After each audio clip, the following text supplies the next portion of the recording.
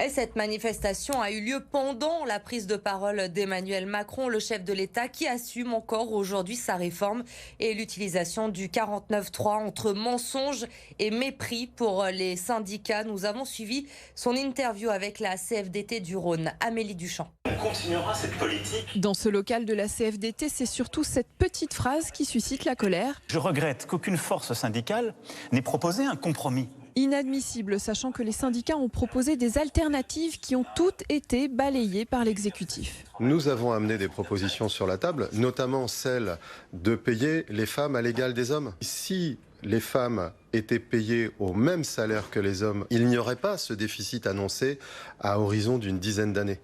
Si les heures supplémentaires étaient fiscalisées, toutes ces heures défiscalisées dont il a fait cadeau sont des heures qui n'ont pas permis d'obtenir les cotisations qui rentraient notamment dans la caisse des retraites.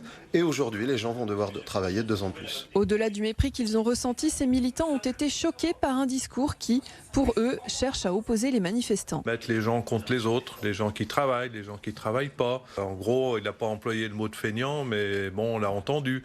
Il faut remettre les gens au boulot, etc., etc. Donc ça, c'est quelque chose qui m'a quand même heurté. Dans la rue, c'est quoi? C'est pas les gens qui travaillent? Résultat, ces syndicalistes qui espéraient une sortie de crise sont plus mobilisés que jamais. Je suis toujours dans la colère parce que, en fait, dans ce qu'il a dit, il est dans sa tour d'ivoire. Il ne se rend pas compte de ce qui se passe sur le terrain tous les jours. Il a mis le feu aux poudres et maintenant, il va falloir qu'il se débrouille pour arriver à éteindre le feu. Déçus et en colère, mais toujours motivés pour que la loi soit abrogée, ils seront dans la manifestation ce jeudi et ils espèrent qu'elle sera fournie.